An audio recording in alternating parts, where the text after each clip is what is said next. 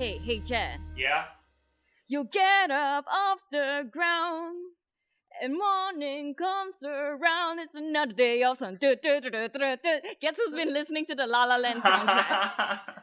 Here's to the fools who dream. It's a fun soundtrack. Yeah, Paystack and And Paul. City of Stars. Oh, man. you're shining just for me. I was so wrong. Last week about the songs not being catchy. Right. Yeah, great stuff. And that I love someone in the crowd as well, the song she sings with her roommates. It's a cute song. Yeah, and I love the instrumental that comes with it. But anyway, hello, my name is Geraldine, and with me I have... Hi, I'm Jed Yong. Yep, and welcome to the snack bar. So, Jed, let's just kick it off. This week, what did you watch? I'm sure you've watched a lot of great stuff, right? It's the Oscar season. Yeah, I watched great Oscar contender movies like Triple X Return of Xander Cage. Damn, I heard that was really good. No. I loved it. It's so silly. It's so stupid, but it totally knows what it is. It's one of those movies where you want it to be dumb, and it's kind of like, I know I'm dumb, so let's just roll with it. It's got a really, really fun ensemble cast. So Vin Diesel's back, and you have Deepika Padukone, who is an Indian actress who's making her Hollywood debut in this. Donnie Yen is the main bad guy. He's awesome. He does even more in this than in Rogue One. He does a lot. You have Ruby Rose, whom I love. Tony Jaa. Yeah, I love Ruby Rose. The biggest crush on her right now. Who else is in there? Nina Dobrev from Vampire Diaries. Oscar nominee Toni Collette is their no-nonsense boss woman. And Michael Bisping, the MMA fighter. Chris Wu, who is this like boy band guy. Chinese boy band guy. Yeah, so it's a really fun cast. A bit of Samuel L. Jackson as well. One or two extra cameos. Okay. Yeah, and normally in these spy movies, the plot is something like the bad guy wants to infect the population with a virus or hack into some government's computers. In this movie, the bad guy's plot is literally to crash satellites from space onto Earth.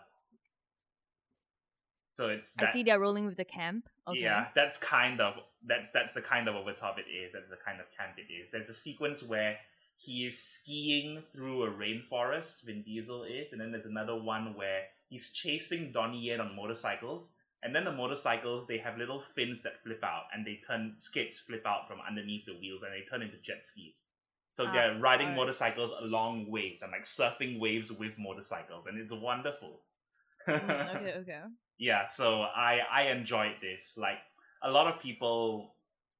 I think there are some negative reviews, but in general, people like it. People are like, it's what we bargained for. It's the kind of stupid we bargained for. It's directed by DJ Caruso, who is the guy who did Disturbia, I Am Number 4, and Eagle Eye. Okay. Yeah, so I don't think he's a terrible action director in terms of this sort of like catered to younger or teenage audiences, silly like teenage boy stuff. He's alright, I guess. So that's totally what this is. And yeah, I was really impressed with Donnie Yen in this movie. I think this is a really good use of his skills, his particular talents. He's very charismatic in this film. Oh, so watch this if you want a good fun time and you want to switch off your brains. Yeah, totally.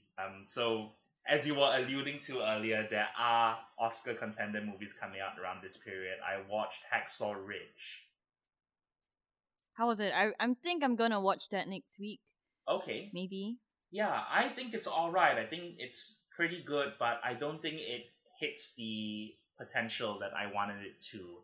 I think the approach, there's a bit of a flaw in it, because this is a movie about Desmond T. Doss, this character, a real life figure played by Andrew Garfield, and he's a Seventh-day Adventist, so his religion prohibits him from harming anyone, from killing anyone, or even touching a weapon.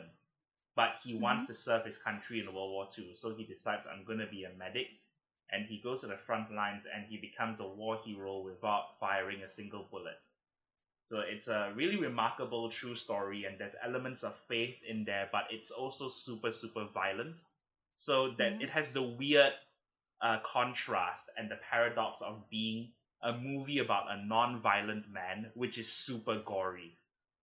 I guess it's like Passion of Christ, right? Because it's it's really gory, but it has this religious background to it. Yeah, that's the obvious connection to draw because of Mel Gibson, and this is Mel Gibson, like he's in need of redemption. This is the first movie he's directed in 10 years since Apocalypto, and he had this whole like anti-Semitic rant, and earlier on he had this homophobic statements that he came out with. But the producer of this movie is a gay Jewish man, and he says that, oh, I met Mel Gibson and I got to know him, and he's really not the kind of person the tabloids paint him as.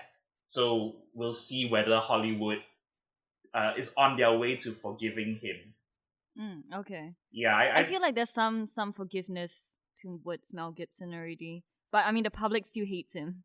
Yeah, I think it's always that question of how do you separate the art from the artist, and these themes of faith and like combining faith and violence is something that appeals to Mel Gibson because his movies ostensibly he wants them to be inspirational. Braveheart is inspirational and Passion of the Christ is inspirational, and this is quite inspirational, but at the same time there's like a war movie is meant to be violent, but it's quite shocking in terms of you've got guts flying all over the place and like rats chewing on the rotted corpses of people on the battlefield. That kind of stuff. So it's a little bit too much, but I think it's really carried by Andrew Garfield's performance. He's so lovable in this movie. He's kind of awkward, but he's not trying too hard, I think. I'm just so glad Andrew Garfield is getting roles in Hollywood because I'm sort of happy that his Spider-Man thing didn't work out because he's such a fantastic actor and I feel like The Amazing Spider-Man was just pulling him down. So it's nice to see him in all these indie films. He's also in another indie film, like an Oscar bait film, right? I forgot what it's called. Silence, yeah, by Martin Scorsese. He plays a Jesuit priest in that, and that is also like a religious themed film. But I think it's 161 minutes long. I'm not particularly looking forward to that, so we'll see what happens with Silence. But yeah, so he could be in. I mean, he is in two films that could be up for Best Picture this year at the Oscars. Which is fun, yeah. He's someone who strikes me as very different from your average like pretty boy movie star. I think he is a lot deeper as a person than like a lot of his contemporaries, a lot of the A-listers or people whom Hollywood is hyping up as A-listers are, and he doesn't really like that sort of celebrity spotlight thing. So that to me is one of the charming elements about him, and he was very, very thoughtful in interviews. Like if you watch the recent interview that he did, I think it was Jimmy Kimmel, he got into some pretty deep themes while talking about either this film or Silence. I think both of them. Okay. Yeah. I haven't seen them yet, so I'll just look them up later. And yeah, so shameless name dropping. He was also, I think, nicer than Emma Stone when I got to interview him. Maybe Emma Stone was tired, but he was much more engaged and he was. He's British. He is. He's like, I think he's half British, or he spent like equal amount of time. Yeah, okay. And anything else that you've watched? I'm gonna watch Hell and High Water today, so I'm quite excited for that. Okay, yeah. It's on iTunes, so. All right, I've not seen that yet. That is another one that will probably be up for Oscar nomination. Same writer as Sicario. So, yeah. What else did I watch? I watched Kung Fu Yoga, and I attended the premiere and the press conference where Jackie Chan was there with Sandy Tong, the director, and the co-stars Disha Patani, Amira Destor, and Mutsimi. And how was it? It's so stupid, but I guess that's what we were all expecting. It's one of those Chinese New Year blockbusters, so it's really, really silly. There's a lot of bad CGI, a lot of jokes are not funny, and it's a lot of Jackie Chan just being really obnoxious. So he plays a character called Jack Chen, who is an archaeologist and the greatest archaeologist in China. Everyone tells him that you're the greatest archaeologist in China. And then Jackie Chan in the movie replies, no, I'm only one of them. So that is his version of humility, which I find adorable. Okay. And it's an adventurer archaeologist story. They are off in search of the lost treasure of the Magadha Empire. Whatever. There's a professor from India who goes, you're Jack Chan, you're the only guy who can help me find this thing. And then the villain is the most one-dimensional kind of villain, who is this guy who is like, this belongs to my ancestors, so it belongs to me, I want it mine! And that's his motivation for the whole film. Well, he's not wrong, actually. I don't know. I would feel like it's mine if there was my ancestors, and I think that I have the rights to it, unless, my ancestors gave the will away to someone else. But But yes, go on. his ancestor is like portrayed as the bad guy in the prologue, and the prologue is like this terrible video game looking prologue. It looks like they wanted to do it live action, but they just ran out of money, so they sloppily animated it in CGI. It's like set in the ancient past, and it's giving you the setup of, oh, this is the conflict, and Well, is the armies that were fighting over the thing. what would you compare the video game CGI to? It's in the opening of this. It's really weird because at first you can't tell whether or not it's meant to be animated or whether it's just very poor CGI, and then you see the faces, and like, oh crap, that's weird. Okay. It's like PlayStation 1 like sort of rendering, and a lot of CGI animals in this movie. So you have a CGI lion, you have CGI hyenas, CGI wolves, and CGI snakes, cobras. And the thing that made me the most angry about this is they just rip off Indiana Jones so many times, to the point where Jackie Chan's character literally says, "I love Indiana Jones." So I don't know whether that is better or worse that he name drops Indiana Jones for real in the movie. I think they're just being self-aware, so it'll be a lot more fun, and they're allowed to rip it off more. That I mean, that that's usually the case, right? yeah, where it's like it doesn't make it better if you acknowledge it.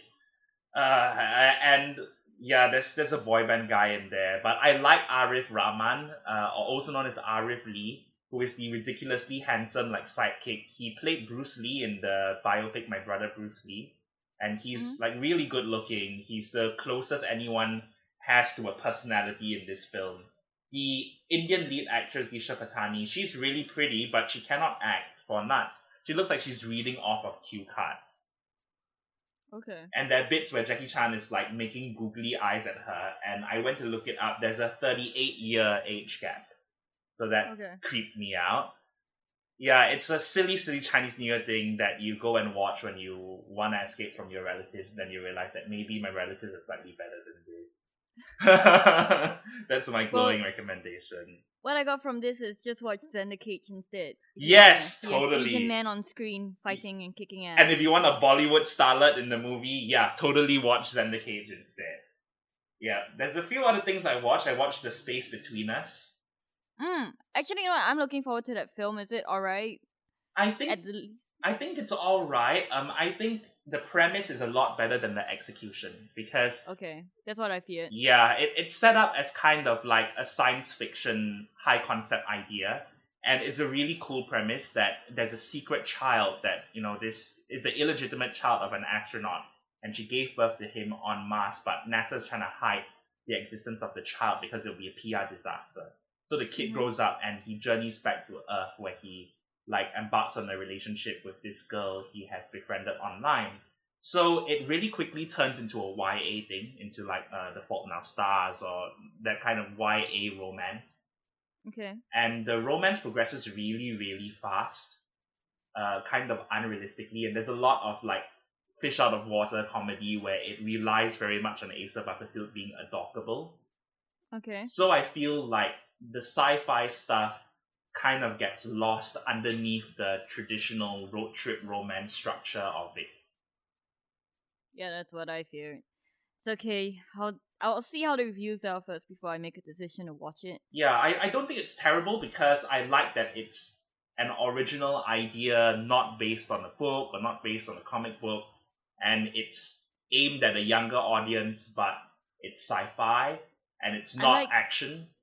I like the pun title. That's cute. It's cute. Yeah, it was previously known as Out of This World, which is slightly sillier.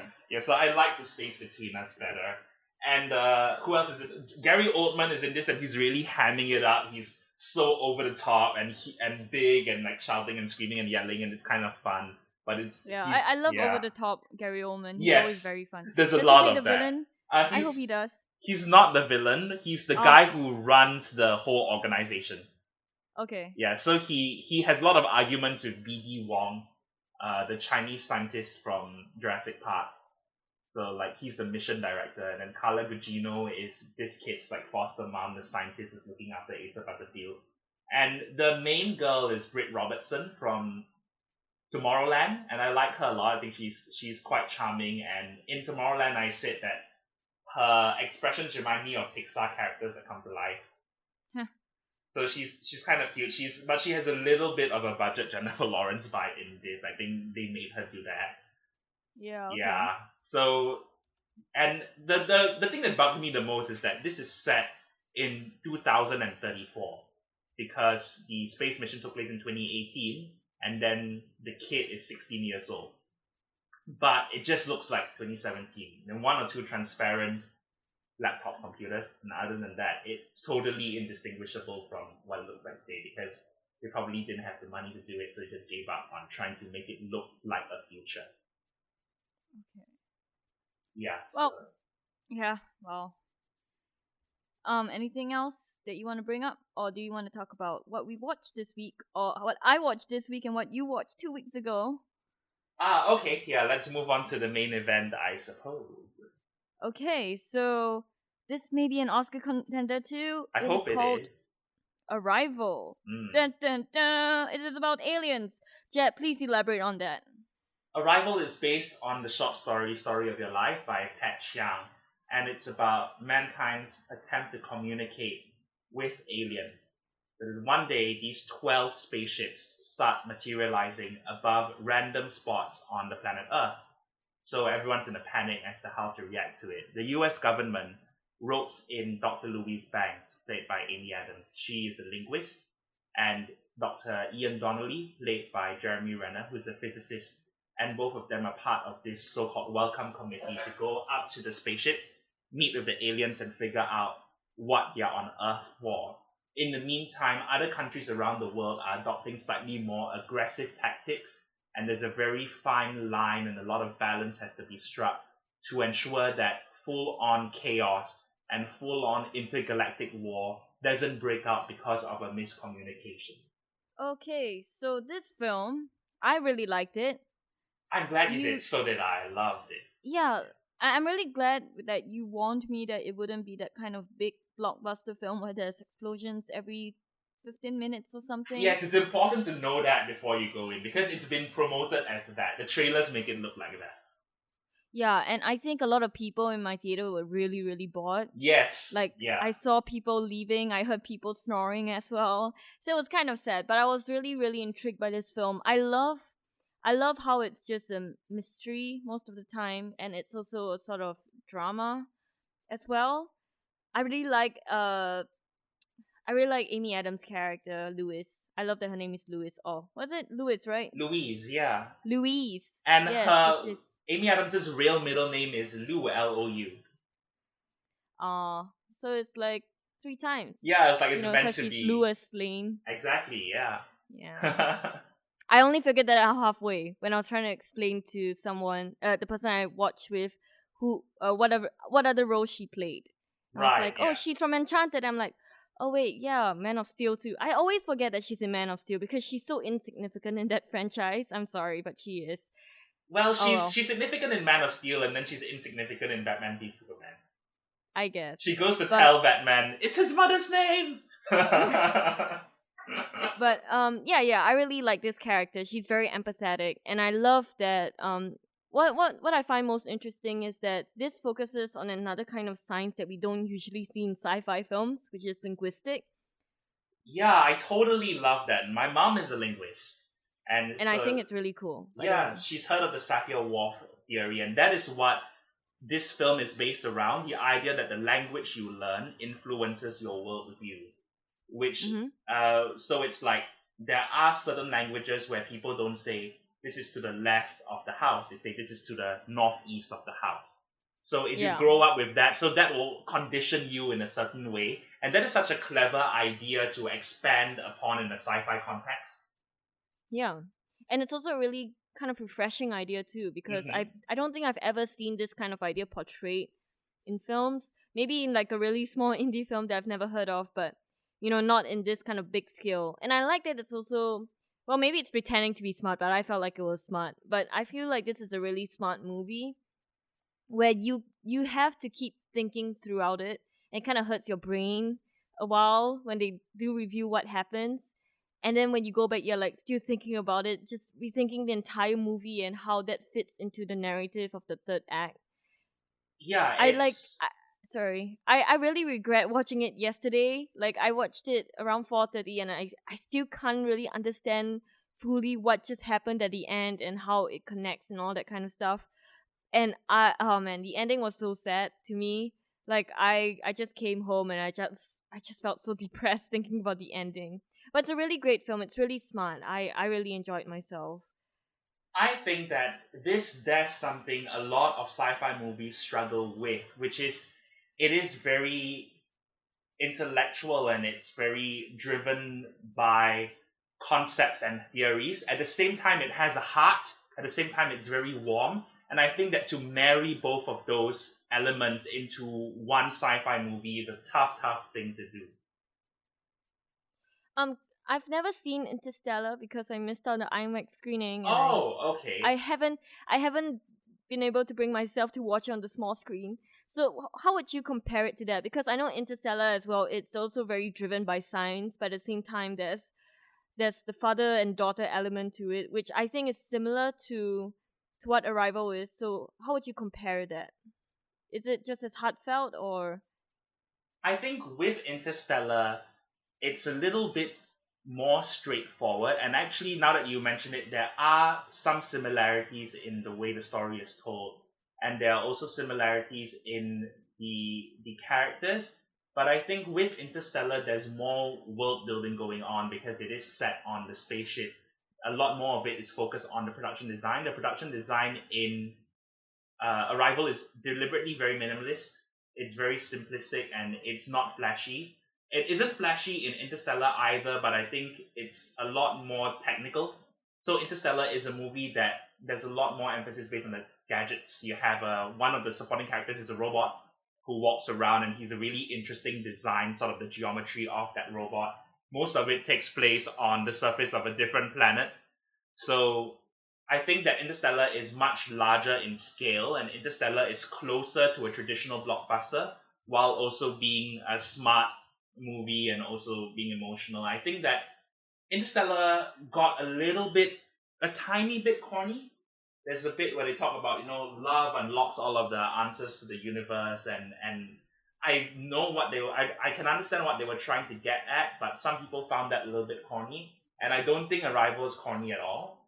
So yeah, Arrival, I would put it a few notches above Interstellar, but I don't think Interstellar is bad at all. I think Interstellar is the kind of movie I want to see more of. I want to see more of that fact-based, theory-driven. They have like Kip Thorne, the physicist, as their advisor.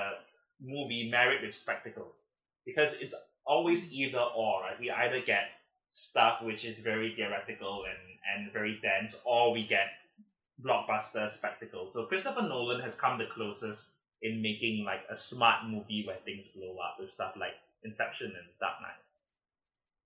What I find interesting about Arrival is that it's shot like a blockbuster. I feel like a lot of the cinematography reminds me of those big, grand blockbuster films. Mm-hmm. But the story vibe itself feels very indie. You know, Yeah, like how there's only one setting most of the time. it's very intimate. Yeah, it's very intimate. There's very few people unless it's those big gigantic crowd scenes where they're destroying everything, I guess. But there's like only one set piece or two set pieces, giant set pieces in this film, which is the station itself and Louise. Is that how you pronounce name? Louise, yeah. Louise's home. Yeah, her Right. house is so beautiful. By the way, I love her house. It's so pretty. Is it the same house in Inception? I feel like it is.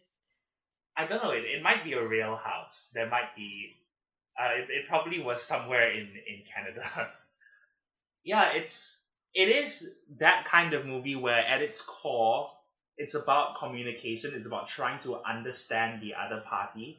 And I think that is in it all the way through. This is a movie that's really focused. It doesn't lose sight of what it is about. And every scene, every line serves to go back to that, to go back to the theme of why are they here? How can we figure out why they're here? And I think the conflict and some of the more tense scenarios, it all is very plausible. I don't think there's anything where it's like, okay, you're randomly doing this because we need some excitement, so we're gonna do Yeah. something exciting, right? Which I think some like less skilled filmmakers would rely on.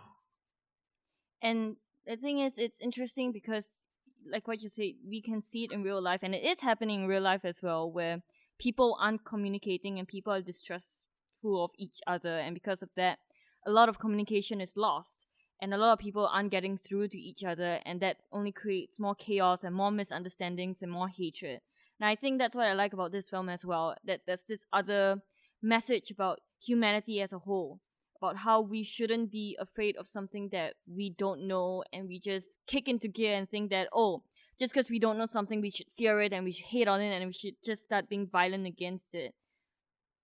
I totally agree with you. The closest comparison I can draw, and it is a very different kind of movie, but the closest comparison I can draw is Close Encounters of the Third Kind, because it is about trying to communicate with aliens who are not necessarily hostile, and it's about the scientists behind the effort to do that and how they arrive at a method of communication.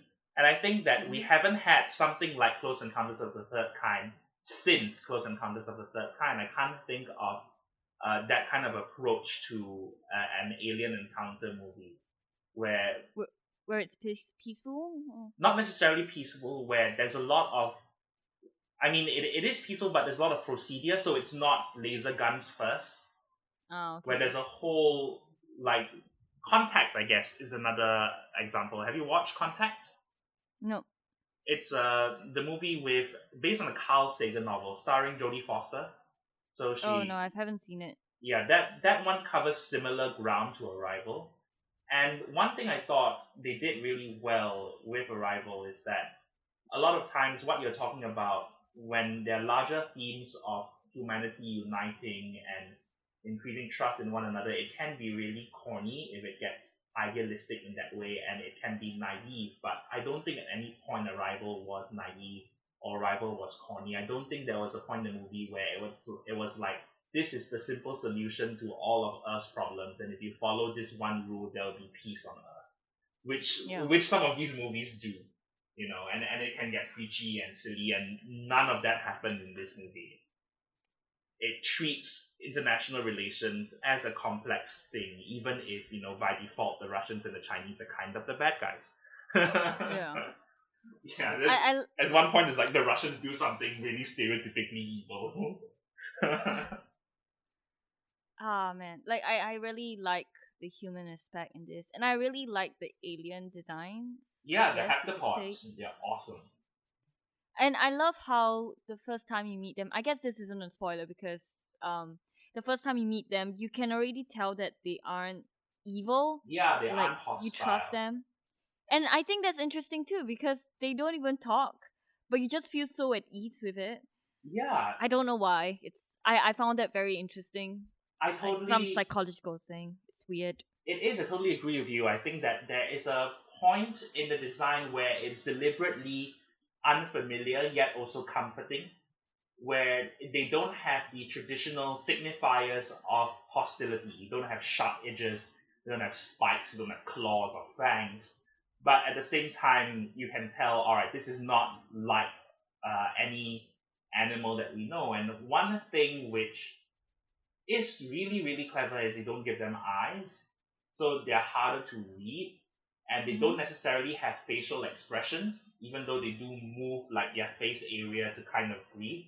So I thought that was really interesting. I'm sure at some point the concept art had eyes, and then somebody maybe didn't even know. I said, what if we try it without eyes? And I think that kind of cracks the equation on how the heptapods work. And I also love how they write, I guess. Yeah, that whole mechanic is fascinating. It's so interesting. Yeah, it's very fascinating. I like that it looks like Chinese calligraphy. Yeah, it looks a little bit like if you leave your coffee cup on the table. Yeah. And the idea where there's no left or right direction in the writing, and the whole structure of the language, and then figuring out what each symbol and what each part of the symbol means, that stuff was awesome. This movie does exposition very well. Yeah, exposition is fascinating. And the exposition isn't like, why do we need this? Like I need to know this so that I can continue engaging with the story.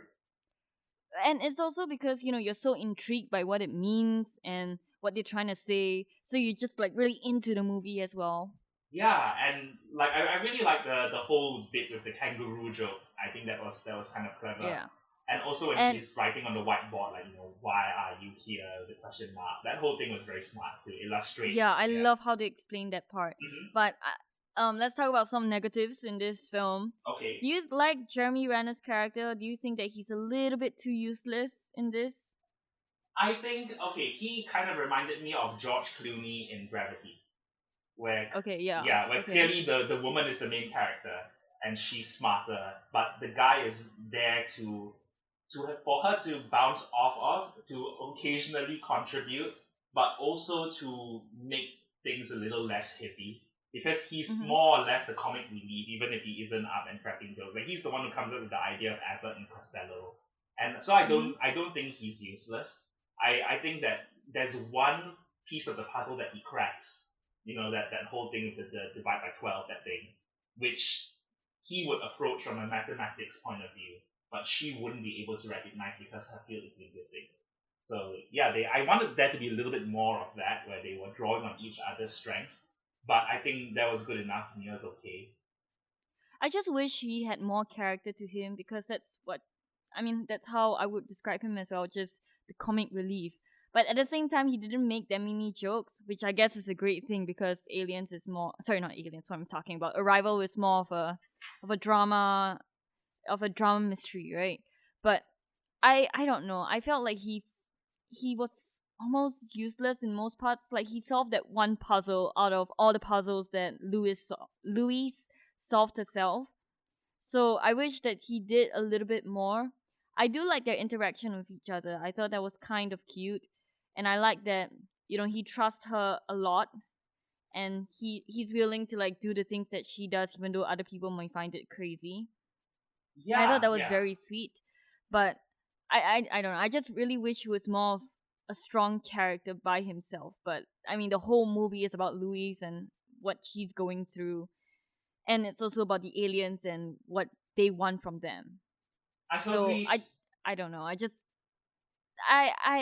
I'm glad that they gave as much time to Louise and the aliens, but at the same time, I kind of wish Jeremy Renner did a little bit more.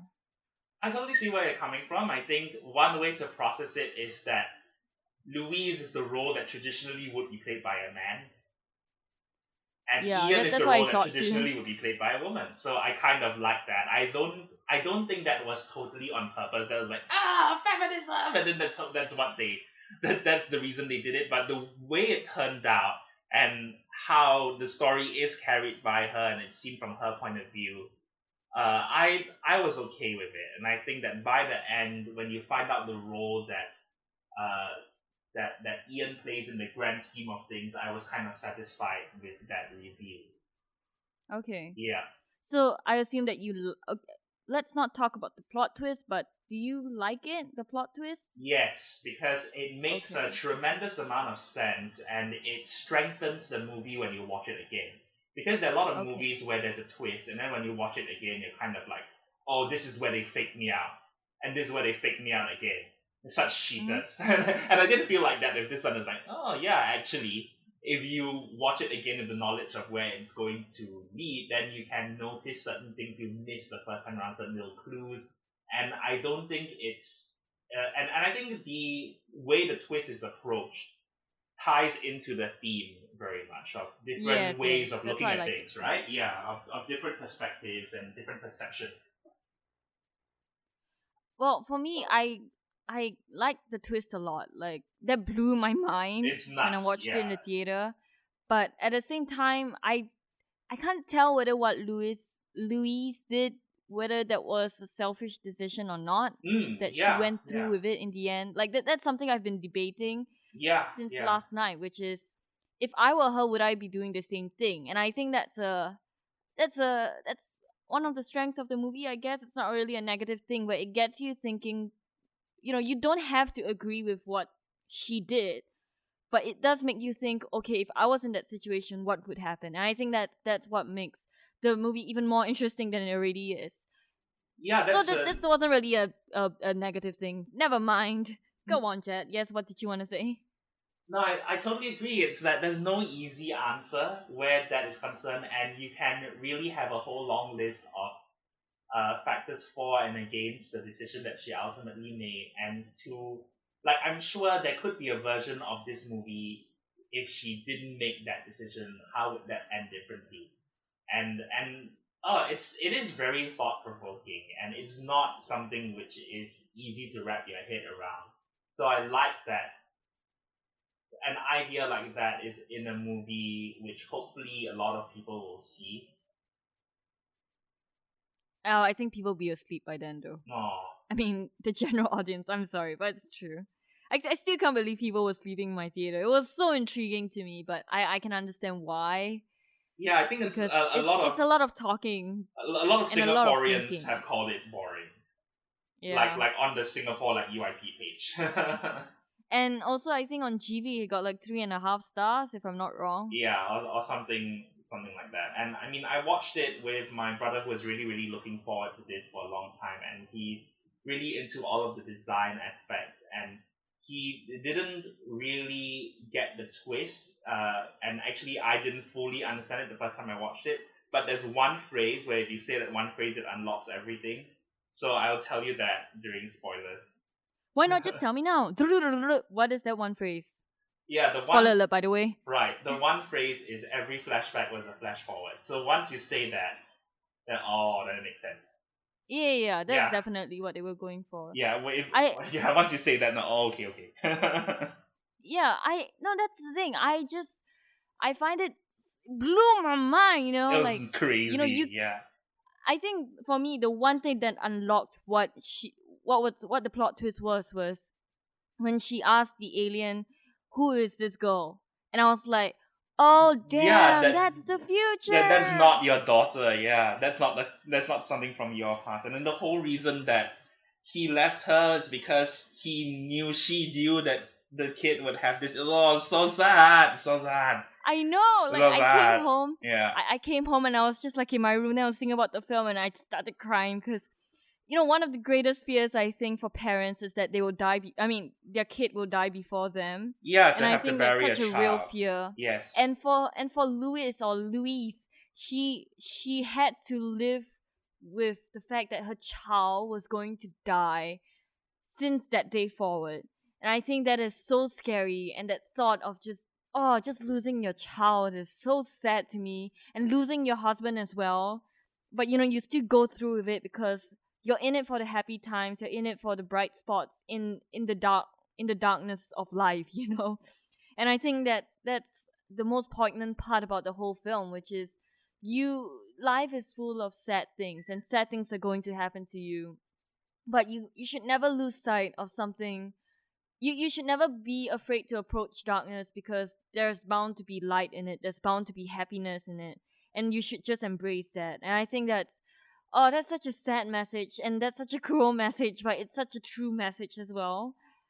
Yeah, it is. And the whole thing of the reason she went through with it and she decided she was going to marry Ian and have this kid is because she saw how wonderful and how full of life the kid would be in those visions, and she didn't want to not have that ever exist.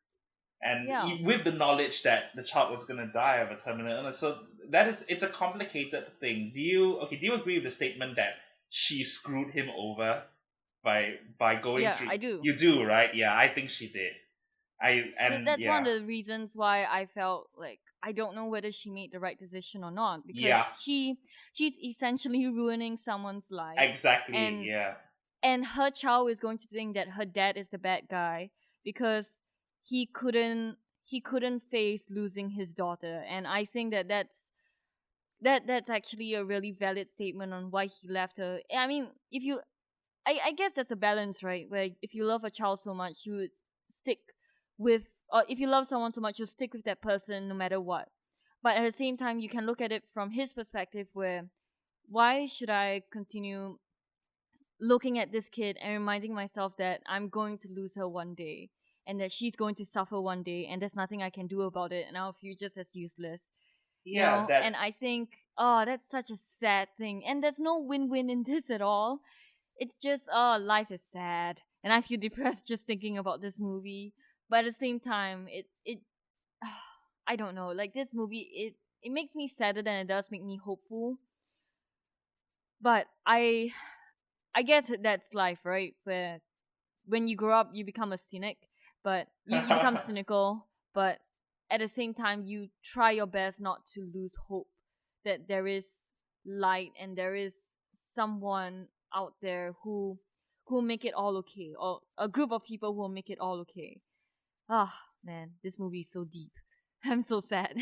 yeah, it is really deep, and I think that it's deep without being pretentious, which when you say the P word, like you dig a big hole for yourself, and I'm always aware of that every Oscar season when I call something pretentious, I know that immediately it's kind of giving the game away, like, oh, I'm not clever enough, that's why I call it pretentious. But I think this movie, it has such an understanding of humanity, which a lot of science fiction films in getting caught up with the concepts they kind of ignore. So the balance of theory and humanity, and having both of those cylinders be engaged at the same time, that's really difficult to do, and I kind of applaud Denis Villeneuve for doing that. So I have very, very high expectations for Blade Runner 2049, given his first foray into sci-fi and the results that has reaped, with Arrival. Speaking of the director, do you like this film more than Prisoners or Sicario? Yeah, I do. I do. Okay. Yeah, I think I like this film more than Prisoners because because of the sci-fi context and because of the approach to certain ideas. I think Prisoners at the end of the day is more or less a straightforward, Yeah, Papa I Wolf agree. story, right? He's a Papa Wolf and he's gonna avenge his kid and he's trying to save his kid from being kidnapped or murdered or whatever. And then with Sicario, it's a character drama, but I think the action and the character drama felt a little bit separate. Like it Mm-hmm. was kind of like, okay, we pause and then we do an action scene and then we go back to it being a character drama. So it did not integrate as well as I wanted it to. I see. Yeah. Well, for me, I prefer Sicario more than Arrival, but I think Prisoners and Arrival are around the same for me. Okay. I think all three films are great, like really really good. I Yeah. like Sicario mainly because the last part was really awesome, but I like character dramas a lot, Hmm. so I think that film was tailor made for me. Yeah, and I don't mind slow films as long as the payoff is good. Right. And I Yeah. think Sicario is one of those shining examples of I don't mind slow movies that build up character, that build up exposition well enough, so much so that when you watch the ending and you watch it back again, you're like, oh, okay, this is really cool. And actually, when you watch it again, the second or the third time, it feels a lot faster because you understand what's going on more. Yeah, you understand the character motivations behind like kind of the murky things they do in the first half. Yeah. But then again, I've only seen Arrival once, so I don't know whether with increasing viewings, whether I'll enjoy and appreciate it a lot more. Although I don't think I'll be going back because I don't want to be depressed. Yeah, I saw it twice, and the one thing that I noticed the second time, the big thing I guess, is that there's a canary in the drawing. Then the kid draws mom and dad talk to animals. There's a canary there, and I was like, oh, Yeah. that's what that means. And also, I like how they hinted that she her husband was a scientist. Yeah, I said you go talk to your dad if you want technical. You talk to your dad. So it was Yeah, and I yeah, was like, oh, okay. Well, I mean, the first time you hear that, you're like, you don't really think much of it. You just know, okay, I guess her dad was a scientist, so I think she and Jeremy Renner are gonna get together yeah, because because she's into that kind of that thing. type, But you, right? Yeah, yeah, that type. But you don't even know that. Oh, her husband is Jeremy Renner or was totally. Jeremy Renner. Yeah, or Oh, will be Jeremy Renner. That's fun, and I mean, I think at one point of time, the script was going to have the aliens give the present to humanity, and the present was going to be like a piece of technology or something that all 12 there is 12 different parts forcing like different parts of the world to come together if they want to build things. And I think that that's not as smart as an idea as the gift being the language itself. Yeah, and it ties into the whole theme as well. Yeah, oh, the whole structure of the language, like that's incredible. And the scene, the abbot is death process scene where it's so sad and you feel so much for them as non-human as they are. And that was, yeah, my brother, he had this suggestion which is like to be even more, or like to rub it in even more. Costello should have presented Louise with the dead canary. And it's like, this is what humans do. You kill things. And like, here's a slideshow of all the horrible things that you have done over the last 100 years. But that reminded me a little bit also of the Abyss, where in the Abyss the aliens also have like been observing humanity for a while. It's like, are you ready to receive what we have to give to you? That kind of thing, which Star Trek has done several times too. Yeah. Okay, do you like how it was solved where the Chinese General Shang be a man, make a man out of him? Did you think that immediately when they said General Shang? No. Oh man, I did. I was like, be a man. Okay, I'm making too much noise, but I recognize Zuma from 24. He's like the Chinese ambassador who becomes the bad guy towards the end. Oh, okay. I've never seen 24, the TV series, right? Right. Yeah. Yeah, I've never seen that. I only know the dun dun thing, but that's all I know about that film. He was that also TV series. He was also in Rush Hour. He was the father of the girl who got kidnapped, and then Jackie Chan and Chris Tucker had to go and save his daughter. Okay. Yeah. That's who that's where I recognize him from. He's kind of like, I think Chin Han will eventually take his place when he ages out. Chin Han will be this sort of like stern or older Chinese guy who's the military commander of businessman. So did you like that General Shang, he was the one that told Louise in the future that he only managed to contact him because he gave her his phone number and then said his wife's last words to her. By the way, I checked this out. This is apparently what he says in Wikipedia, which I did not get at all. Yeah. I don't know whether it's because my Chinese is bad or whether because her Chinese was bad.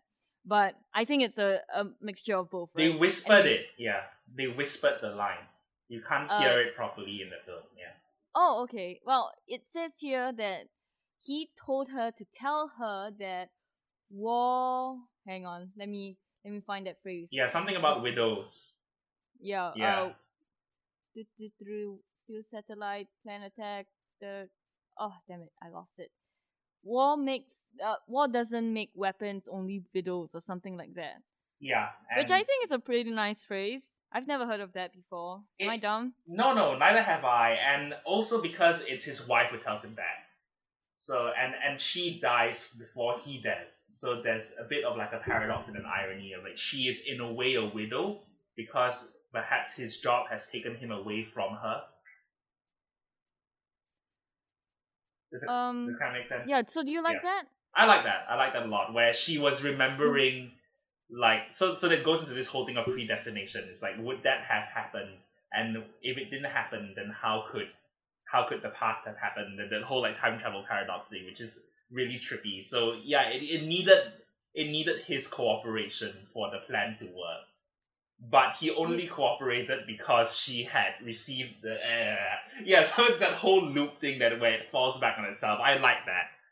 I think they put it off pretty well. See, I hate that in time travel because it just screws up my mind. Like, I cannot understand or fathom like what's going on and which came first and which. And the thing is, it doesn't matter, right? Like which came first in this movie because everything is non-linear. But I'm like, what? What time is linear? How does that work? And I think like another thing which perhaps clues us into this movie's perspective is that the logograms, right, the pictures the words which the heptapods draw are circular, and they have no start and they have no end.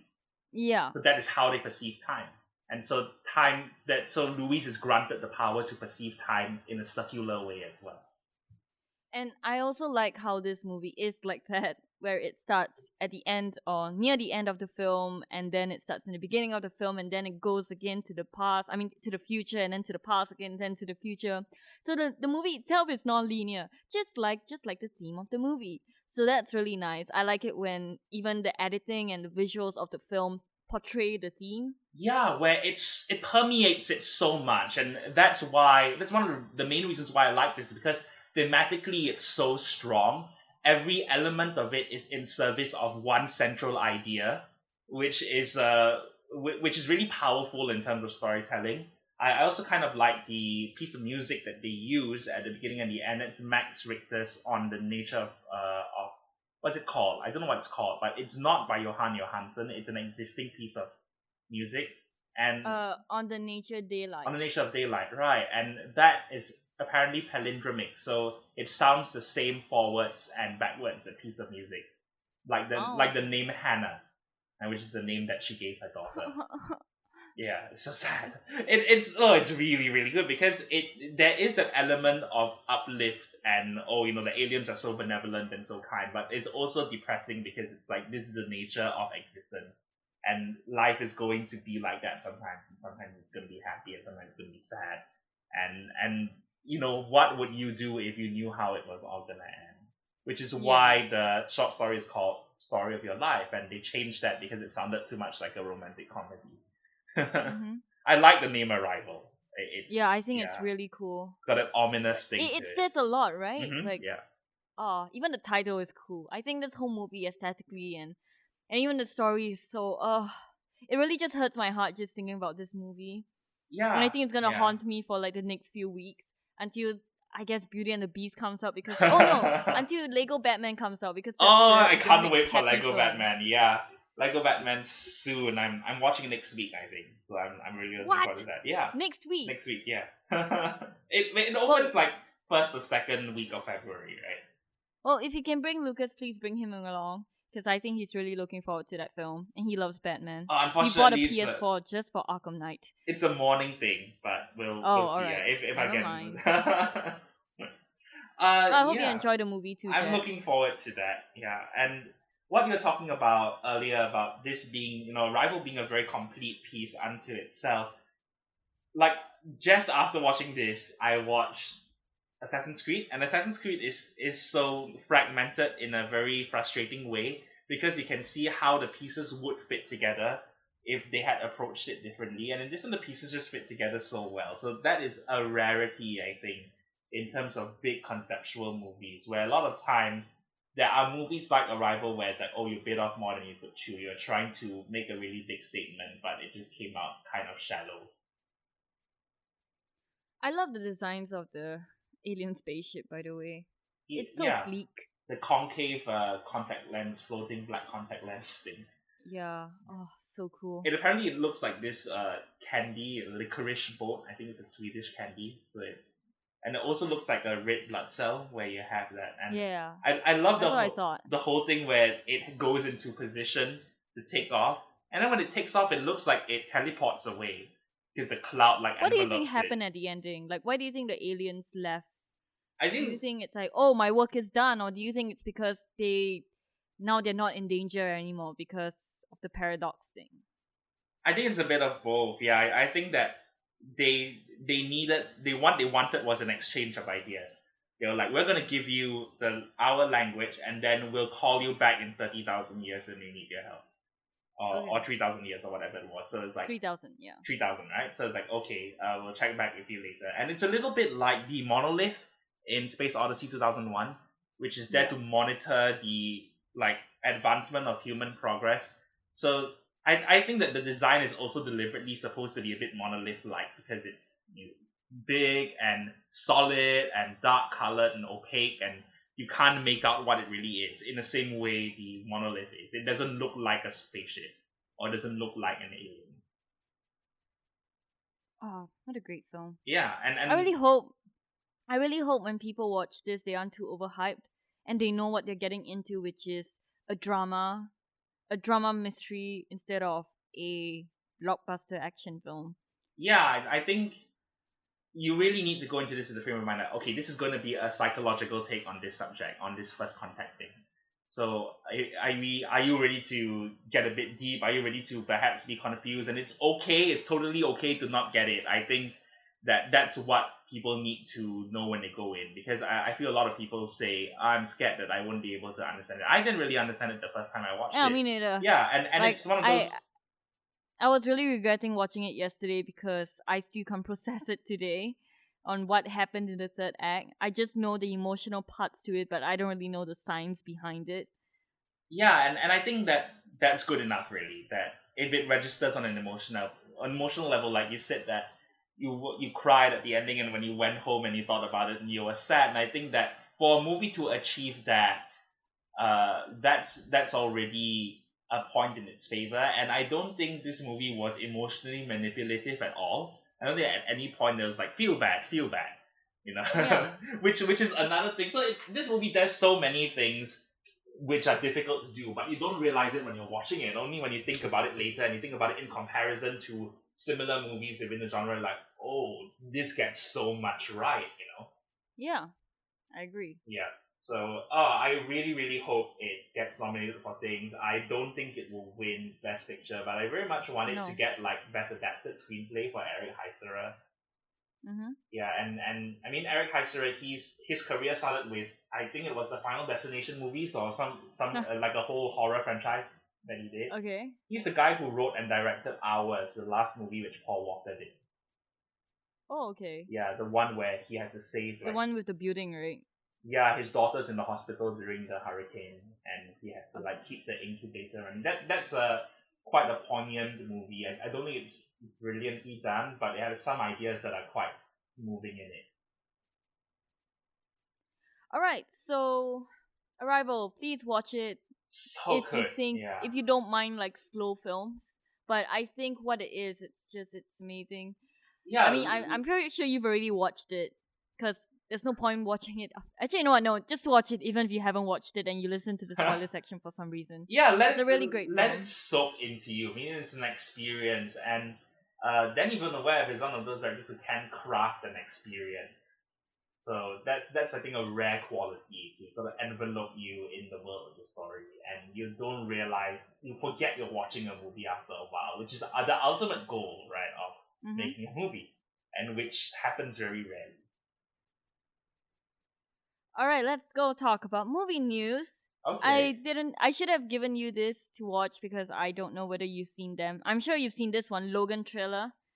I've actually decided not to watch the. Oh, Yeah, okay. I'm waiting to Good see choice, it in the good choice. theater. Yeah, I know that It he looks really reads. good. I know he reads a comic book at one point, and he says like, "Oh, this wasn't really how it happened." So that is Uh, not an actual comic book. That's a prop that was oh, drawn specifically for the movie. Yeah, the creator okay. of the comic book clarified it. Well, I can tell you that it looks really, really good. It looks like an indie film because there's one shot where you see of them, just before the title comes up. Yeah. Like you see Logan driving, and then you see the little girl, and then she's like looking out, and then she has this like, she has bloody knuckles or whatever. Yeah, because she has claws too. X-23 has claws as well. Oh, spoiler alert! I'm so sorry you had to hear that. No, I mean I know she's X-23. Yeah. Yeah. So that was the last shot. It was just a pretty long shot of them driving, or Logan driving, and then she's just staring out like super serious. So to me that felt like a very indie shot, but it looks really, really good, and I hope it's good. It looks like a very small film. Yeah. It's just a lot of blood. Like the desolate, like post-apocalyptic road trip thing which they're going for. I like that, and I think that Logan is a character who lends himself very well to that specific subgenre. That, you know, The Last of Us, Mad Max kind of thing.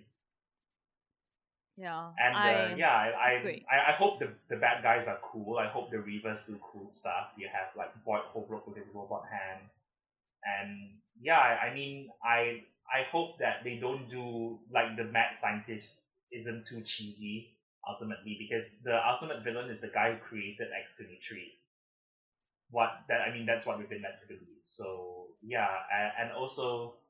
But it is a bit sad that everybody died, and Days of Future Past had a happy ending for nothing.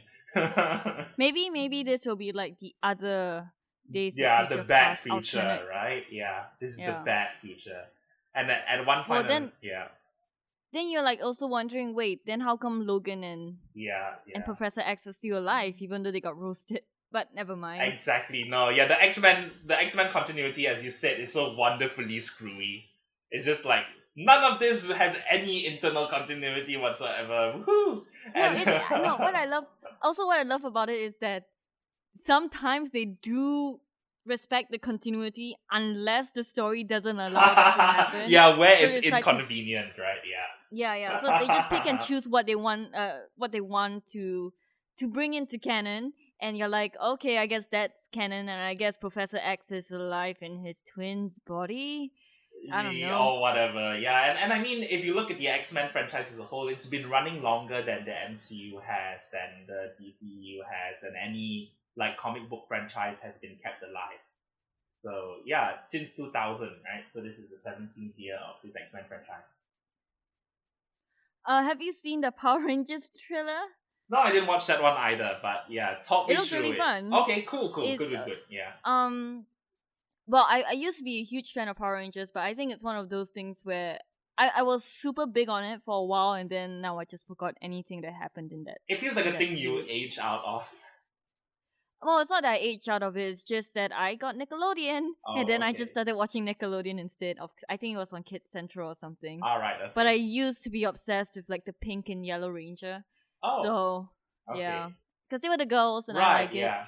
But which is weird because I usually like the leader characters. But anyway, besides that, the new Power Rangers looks fun. It looks like Chronicles except with more humor. Yeah. It does look like Chronicles. There's this joke where they make with I don't want to spoil it. Never mind, since you haven't watched it, I don't want to spoil it for you. But there are a few jokes in here that's pretty good. Okay. And it's super cheesy when he says it's morphin time. But I was like, that's really bad, but I'm so glad it's in there because it's so Power Rangers. Yeah, and I like that I think they use Power by Kanye or something, Kanye West. Which right. I thought was a very cheesy decision, but it was really fun as well. I think as long as they go campy with this, and it doesn't take itself too seriously. From what I've seen in the trailer, it looks like they're going for the right direction, which is a few humor here and there, but it is mainly about the action. It is mainly about the kaiju fights, I guess, or the big robot fights. Mecha fights, yeah. Yeah, the mecha fights, and yeah, I don't know, and I really like that when I'm not sure whether they did this in the older shows because I forgot, but when they're fighting in their mechs, I like that you can see their faces. Oh no, they didn't do instead that of just their helmet. Yeah. I always love it when a character is wearing his costume but his mask isn't covering his face. Yeah, I like it looks that. really cool. Yes, I mean that's my favorite mode of Batman is when he's in the cave talking to Alfred, and he's like he has the bat suit on but he's taken off the mask to talk to Alfred. That's my favorite look for Batman. Yeah, Okay. So with Power Rangers, it's the whole thing about tone, right? It's how they approach the tone is going to make or break it. And we all have this conception of Power Rangers as very, very cheesy in our minds, and I think they want to undo some of that. They want to give it a bit more emotional grounding, but at the same time you cannot make a dark and serious Power Rangers movie. It's going to betray the fan base, and I think people will be open to a bit of cheesiness because that's what they remember and that's what they love. So it's all about the levels of the levels of cheesiness and the levels of seriousness, the levels of emotion. So that's where I'm a little bit skeptical, but it sounds from this trailer like they have a bit of a handle on that. I'm just worried that it will be like TMNT where it's good for the fans, but it's not good for people who are not fans. Yeah. And I think that will be the case definitely for Power Rangers. But I don't know. I feel like Power Rangers is a lot broader. I didn't grow up with it, and I barely watched any of it, and I think the Power Rangers action figures that I have, I got one for a joke. Okay. To hold up the lead. Have you seen those Power Rangers masks where you put that string behind your back and it's like almost this flat plastic surface? I used to have like the pink and yellow Ranger and just go around with my sister playing that. That's cute. Although now when I think about it, I think I only watched the second or third generation where they did the thing with their hands. The pose, right? Yeah. Yeah. Like I think the first season didn't have that, so I probably watched the second or the third one. I mean, I would like it to very much be in tone like Pacific Rim, but I think that they are going with more of a teen than more of a young adult feel than Pacific Rim. Yeah. Yeah. I like Pacific Rim's tone very much. Because Pacific Rim really fun, that movie. Yeah, it has goofy moments, but it's very sincere, and a lot of effort is put into it, so you go along with it, and it convinces you, your suspension of disbelief is no problem with Pacific Rim. Like, Yeah, okay, because yeah. you know that they're just trying to have fun with kaiju fights. Yeah, And that's all that matters. and you see all of the effort. It's like, oh wow, these sets are great, these costumes are awesome, and this world looks very convincing. And like these actors, the emotions are there, and okay, I can see the threat here, and oh, this is the archetype, and this is cliche, but it's all right because it's kind of movie this is. So yeah, I mean, I hope they do something like that. Alright, speaking of tone, let's talk about the new DC movies, which are gonna be fun according to Dwayne Johnson, and he's also gonna star in his own Black Adam solo movie. Right, yeah. What did you think of that, DC guy? So the Black Adam solo movie, I think I'm afraid that it'll be too much like the Scorpion King. Oh, because the bad CGI. It wasn't their fault, by the way. I mean, Apparently, there was like some blackout in the city, and then they had to like churn the movie out immediately or something like with that. the That's why the Scorpion King? CGI was so Oh. bad. That's an interesting backstory. Yeah, but because the backstory of Black Adam is it is one of those Egyptian myth things where they might tie it into the character ISIS, but then they can't call her ISIS anymore because that's the name of the terrorist organization. So they have to find a way around that. Yeah, I mean, definitely Dwayne Johnson can carry a movie, and Can you give us a little bit more backstory on Black Adam? I actually don't know very much about this character, but okay. I know that he has his roots in ancient Egyptian mythology, where the Yeah. character is ultimately quite similar to Imhotep, the character, the villain in the Mummy movies, with Brendan Fraser, and also with a little bit of the Scorpion King, also from the Mummy movie. So the character of Shazam, like what we call Shazam now in Captain Marvel, it's a whole mythological thing where the wizard is called Shazam actually, and he draws on the powers that are granted to him. Billy Batson is granted these powers by the wizard, and there's like the Wisdom of Solomon is the only one I can remember. But there's all of these other attributes of different religious and mythological figures, and it's kind of out there, it's kind of silly, and it's I fun. like it. Yeah, so Yeah, it's really fun. I feel that people have been trying to make this Captain Marvel movie for ages and ages and ages.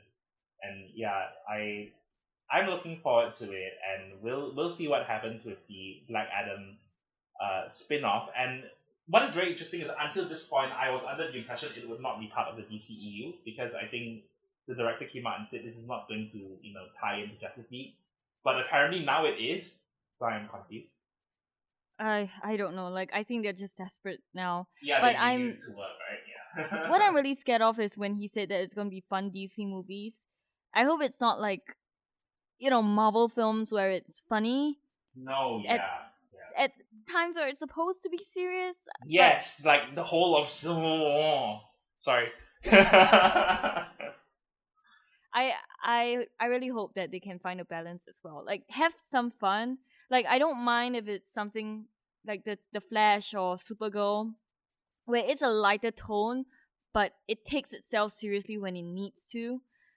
Yeah, I think what they should strive for is adventure, and I think that's what they're going for with Aquaman, where Jason Momoa said that the tone is going to be something like Raiders of the Lost Ark.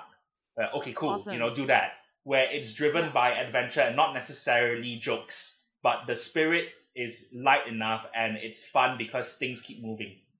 And I think that's what they should do. Also because the characters themselves look like they want to be on screen and they look like they're enjoying what they're doing.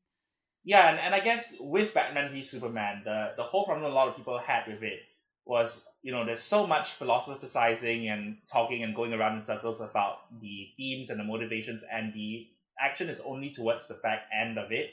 And I can see, I agree to a certain extent in that point of view. So I think that in terms of structure, it's about how you pace out the action and how you pace out the ideas, and perhaps it's okay for the philosophy to take a back seat, even though I did like the exploration of the philosophy in Batman v Superman. I don't think they did it as well as they could have, but I like that they touched on that thing of, Superman is a false god, or as the Messiah complex thing, and Batman taking it upon himself to be the savior of humanity.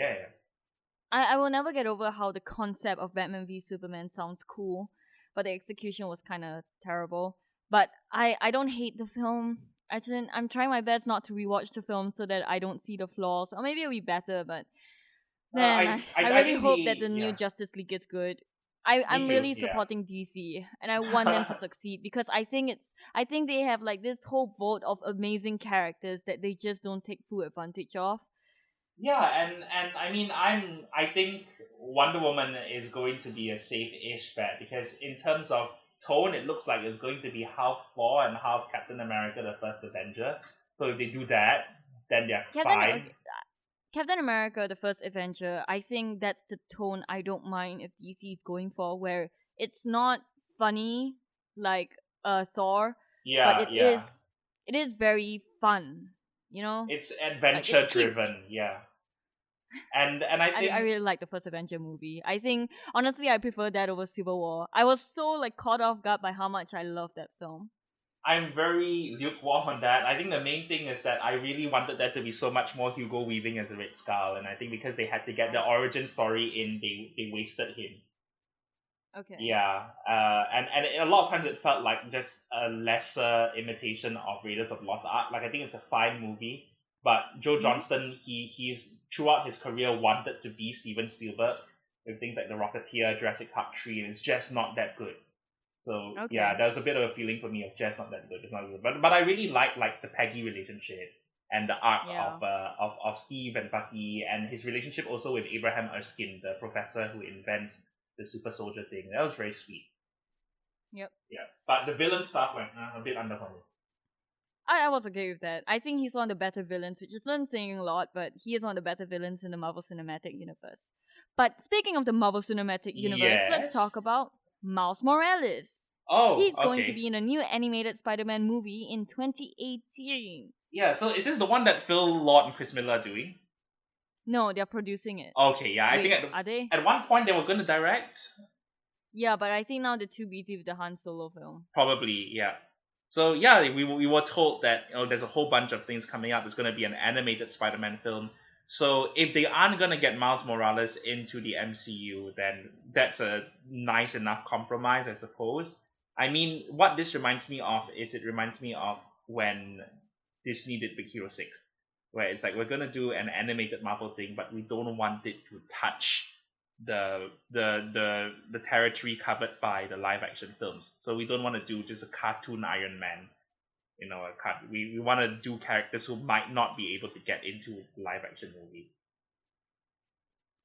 Fun fact about Chris Lord and Phil Miller, apparently they're writing for The Flash and this Spider-Man film. Right, yeah, but they won't be directing it. They have like their feet in both ponds, which Zach Penn as well, or Ashley Stenson. Well, I'm just throwing names out, but one of the screenwriters of X-Men First Class is like the head writer of Flash right now. So yeah, which I didn't know until I heard an interview about that. Well, people are saying that Miles Morales could still show up in Spider-Man Homecoming because Donald Glover's in there, and people are like, please Donald Glover, please be Miles Morales. I think what they're trying to do is introduce this character as an animated film where, animated films are kind of hard to bomb these days. Kind of. Right, yeah. Unless you're that, what's the one called? The one with the singing pixies and it's Strange like Magic. Yes. Oh, Strange Magic. I have such horrendous flashbacks to that movie because that was the pretense under which I met George Lucas, and then we couldn't ask a single Star Wars question. They're like, can only ask questions about this thing nobody cares about. It's like, okay. And I think the biggest insult was that he said that this was Star Wars for girls. For girls, yeah. Oh, god damn it. No, please.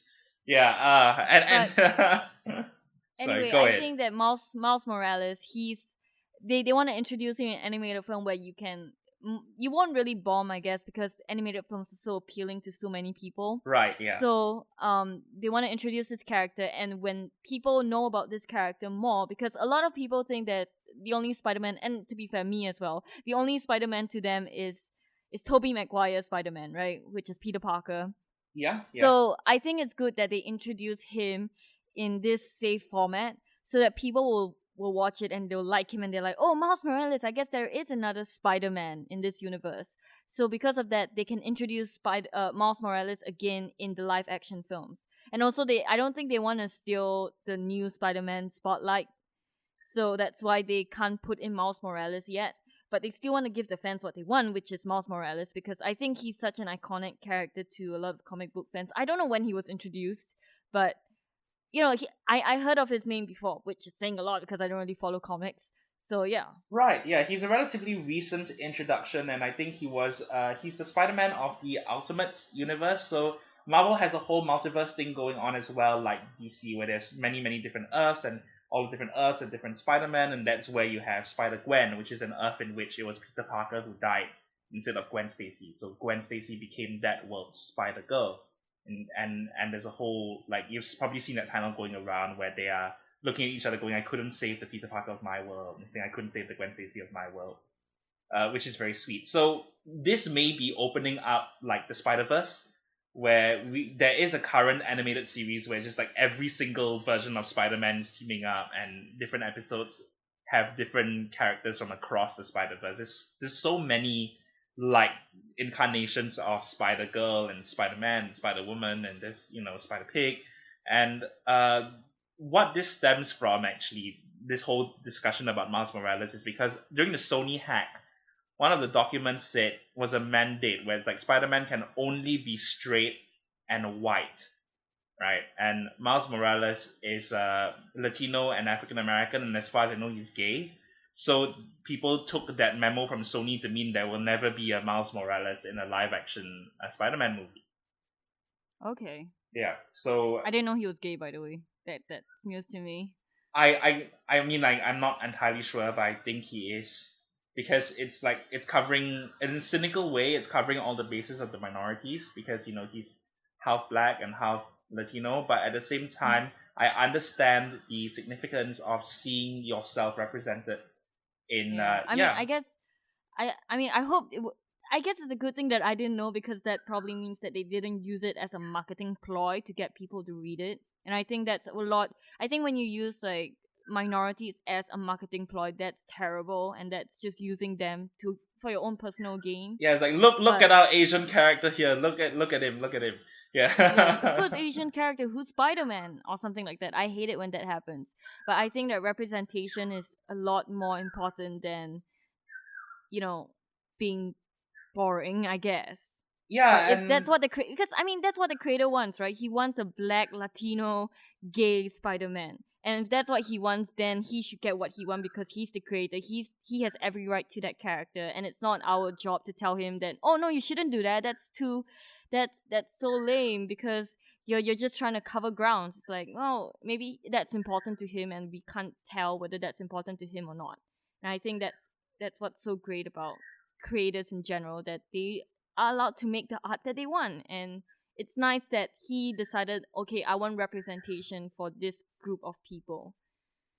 Yeah, and at the same time, the beauty of a multiverse is that there can be so many versions of a character, and it doesn't you don't have to cling. It's not because Miles Morales exists that means Peter Parker doesn't exist. And I mean, yeah, a lot of people, are up in arms over, Laura Kinney X-23 becoming Wolverine because Logan died. It's like, for sure, it's going to be a temporary thing. There's no way that she will be the permanent Wolverine, but it's fun for her to be Wolverine, even if it's for a little while. I mean, why can't you just accept that as part of the tapestry of the character, So it's that whole "you killed my childhood" thing, right? And yeah, and to what point is that valid? And I the way I look at it is like, my childhood happened, it happened.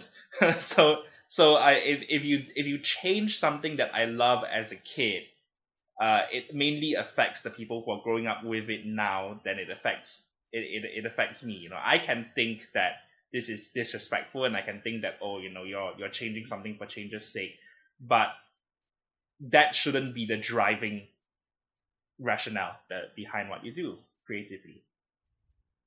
I just realized we went really off course. Yeah, we did. We ended up talking about Spider-Man being a different Spider-Man. Yeah, and I mean, I hope eventually we get to see a Spider-Gwen in the movies, and Ben Reilly as well. She's very popular. I'm sure it'll happen. Jessica Drew, Anya Corazon, all of those fun characters. Silk, I really want Cindy Moon to show up. I love Silk.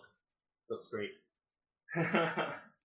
Maybe they should just have like a Spider-Man Spider-Verse movie. That is what Sony should have done. If they wanted to hang on to the rights, they should have said, we're going to do a Spider-Verse movie. We don't need the Avengers. But they wanted to go and do Sinister Six. But I mean, I guess now they're just slowly introducing another type of Spider-Man or another version of Spider-Man. So maybe they'll just ease in there, just like what they did to the Avengers. But anyway, let's go on to the next news, which isn't really news, and I feel like I just want to talk about it because it's so sad. Okay. But you know the Emoji Movie, right? Patrick Stewart is shit. Yep.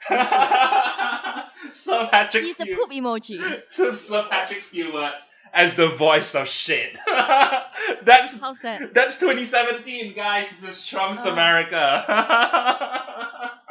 It's so sad. Oh, this is heartbreaking. It was like, at the same time, I don't think he minds because he gets paid money.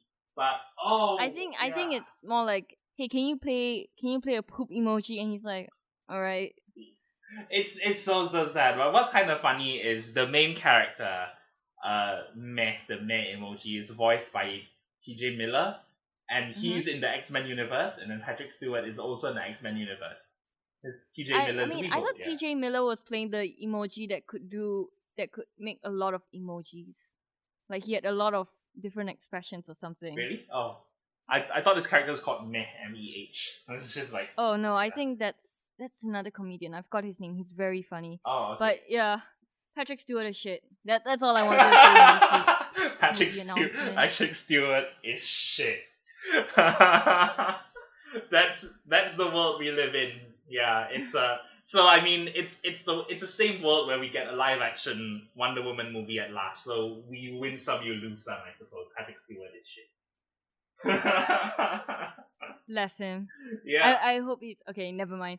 I won't say anymore. All right. So movies coming out next week. Nothing very interesting. Chinese New Year movies. A lot of obnoxious Chinese New Year movies, including this thing called The Fortune Handbook with Christopher Lee, Mark Lee, Li Nansing. Oh, that's a local movie, right? Yeah. Yeah. It's comedy. No. Yeah, I'm gonna ignore that. And then there's another thing called Take Two, which is proudly promoted as being by the writer of a Boyz II Men 3, Frogman, which I don't know if that's how you want to promote the movie. But I guess that movie did quite well. Yeah. Live by Night, which is I don't know. Okay, yeah. My colleague liked it. He gave it 3.5 out of 5 stars. That's good. Yeah, because Kung Fu Yoga, sorry, not Yoda. Kung Fu Yoda, I would so watch that movie, man. I would watch Kung Fu Yoda. I watch the hell out of Kung Fu Yoda. Isn't it just Phantom Menace? No, Attack of the Clones. Attack of the Clones, yeah. Oh, was that when he started like flipping? Yes, Phantom Menace, he was still a puppet. Oh, okay, sorry.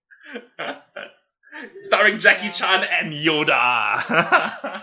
Nothing great. I think like the only good movies are coming out in 3 weeks' time, which is Lego Batman. Yeah, Lego Batman. And The Founder and Silence. Yes. The Founder I'm watching next week as well. That is interesting. I hope you like that film. Me too. It looks really good.